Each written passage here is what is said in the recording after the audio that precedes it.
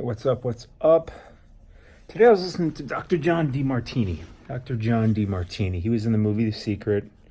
He travels the world, has been for, 40 plus years, helping people with, law of attraction, human behavior, really kind of everything in their life. He's a very special dude. Probably the most special dude you've never heard of. One of them anyways. But today I was listening to him because he has a podcast now called the Dr. John Demartini podcast. It's not the most amazingly produced podcast. It's not about that. But when you listen to him talk, it's so intelligent. It makes so much sense. It clears up so many things.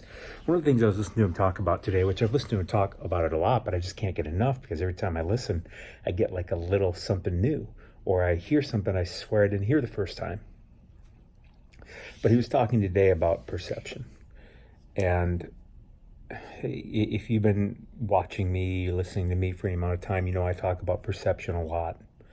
And perception, that's how you see the world, your life, everything. If you feel great, it's because you perceive what's going on to be great. If you feel crappy, it's because what you perceive to be going on is crappy, which is just a evaluation.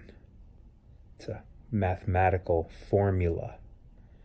And he talks about values being what dictates our perceptions. And with that being said, that dictates literally everything we do and feel and experience. So what he really talks about, which took me a long time to really start to grasp, was he talked about this balance. And he said, listen, whatever you see as bad, no matter how bad it is, and whatever you see as good, no matter how good it seems, what that really is a matter of, say, you're looking at something you perceive as bad. It's the further wood down it is, it's a perception of acknowledging much, much more of the drawbacks, the negatives, than the positives. And that was really hard for me to get. I'm not going to say that, hey, I totally got it now, but a lot further than I was, and that's all you can really ask for. Same thing on the positive side, winning the lottery would be great. Well, because you're perceiving all the positives, but not noticing all the negatives, all the drawbacks. And as I say that, you're like, yeah, there's not really, what could be that many drawbacks? I'll definitely take it. Don't get me wrong. I will take the lottery win and see what happens. But I think you get the point. That no matter what we're seeing, whether we're infatuated, which is seeing way more positives than negatives, or repellent, which would be saying way more negatives than positives in anything, in a person, in a place, in a situation, in an experience, anything, in a car, in a house, in a place to live, in a person, in an animal, in a TV show, in a movie, anything. Color of a shirt, anything. These are all perceptions, and they're based on our values. And he talks a lot about your values. And this goes much, much, much, much deeper than what we typically think of values. It's basically a mathematical formula that we dictate the values of, right? And no two people walking around now or ever have the same exact value value hierarchy, because it's not, you don't just have 5 or 6 values, you have, believe it or not, millions of values, but some of them are at the very, very, very, very top, and not all values are created equal, and it's completely dependent on what you decide to be the most valuable. And what's really interesting, and I do a lot of work on this too for myself, is to try to figure out what's really most valuable to me. And you'll think, I know what's most valuable to me. You really might not be so sure. Sure, you got some of them, but you might not really know the order. And there might be some things that you're valuing way more that you had no idea or never thought of it that way, that you were valuing it. You may value pleasing somebody, like your parents or your siblings or a particular friend or something like that. You may have that very, very high in your value system, pleasing them. which I think you could see if you put that high in your value system, which means it is a major factor in decisions that you make for your own life. I think you can see how that would maybe have some drawbacks, right? But you're clearly doing it because you see a lot of positives to it. And everything we decide to do, it's because we see more positives than drawbacks to it. And they're never true, but whatever. You got to decide to do something. You got to make your own values. Is that making sense? I hope that's making sense. Because this is deep.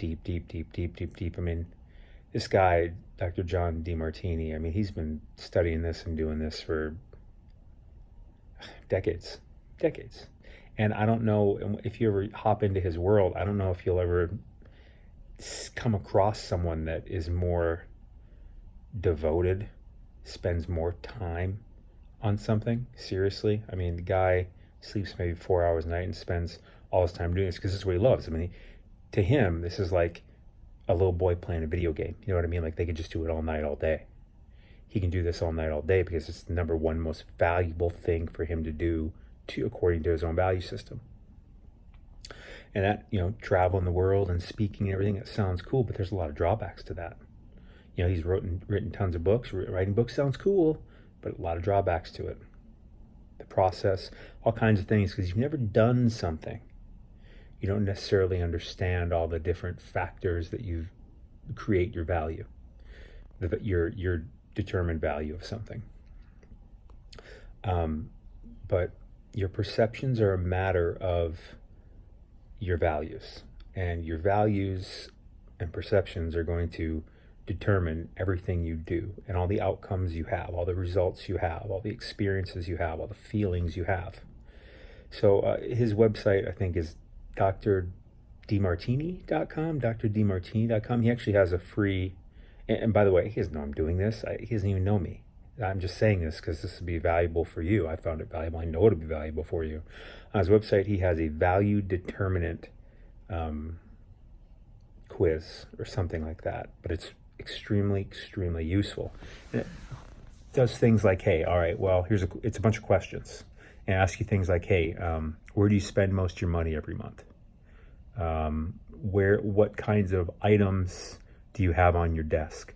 What kinds of items do you have around your bed? What kinds of items do you have in your car?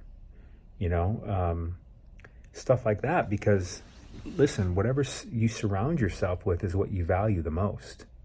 And looking around, you may not really notice that's what you're doing, but when you actually stop and look around, you get some real insights that you bring to the conscious mind, to your awareness. If you got a bunch of pictures of your kids around your desk, well, you value your kids, right? If you have a bunch of pictures of your dog in your car, you value your dog. And I'm getting really basic with this, but it goes much deeper. And whatever's at the top trumps everything else. Not all values are created equal. If your number one value every month is, paying your bills, certain bills are still higher than others. And paying your bills, that's where your money's going to go over other things like investments, right? But that's what most people do. I understand why, and I totally get it. What's interesting, though, is that you'll see Dr. John Demartini talks about this, too. He says, I've met many of the world's billionaires. I meet many people worth hundreds of millions of dollars all the time. And he goes, what's different about them and their valuations and their values is that they value growing their money. And now when I say that, you'll be like, yeah, I value growing money. If you value paying your bills over investing in things that make you more money, then you don't, because your actions tell the truth. They tell you value paying bills over investing in things that make you more money. Because the wealthy people, they will let their house go down. They will not pay their bills. They will invest in the things that make them money because they have a longer term vision, a bigger vision. And the other big thing that they do is they value highly, I'm talking top 3 values in their entire life. They value serving ever number graders of people, because again, that's the only way you earn money. You earn money by providing service to people, by serving people, by giving them value. You only get money in return for value given. You only get money in return for value given. So that's one example of, say, the financial aspect of life, which there's really 7, which I really learned from him because he nailed it. There's 7 areas of life: financial, familial, social, vocational, physical, mental, spiritual. 7. And all your evaluation, everything in your life is going to go to that. This video is already almost at 11 minutes. I'm going to have to stop. But go to drdmartini.com. I mean, if you actually want to help yourself, I hope you do. And what's interesting is I don't really listen to what people say, and I recommend you don't either. Instead, watch what they do. Watch what you do. Don't listen to your own bullshit. I say bullshit all the time, and I try to constantly see where I'm bullshitting myself. There's no end. And the way you find your own bullshit is you listen to what you say and you observe what you do. Because what you do is the truth. What you say, if it doesn't match what you do, what you're saying is bullshit. And it's extremely in your value, in your benefit to find your bullshit. Because that bullshit, it's been feeding you for a long time and you don't even realize it. And you don't want to eat bullshit. So watch what you do. And go to drdmartini.com. Dr. D. Martini. D. Martini. DEMARTINI.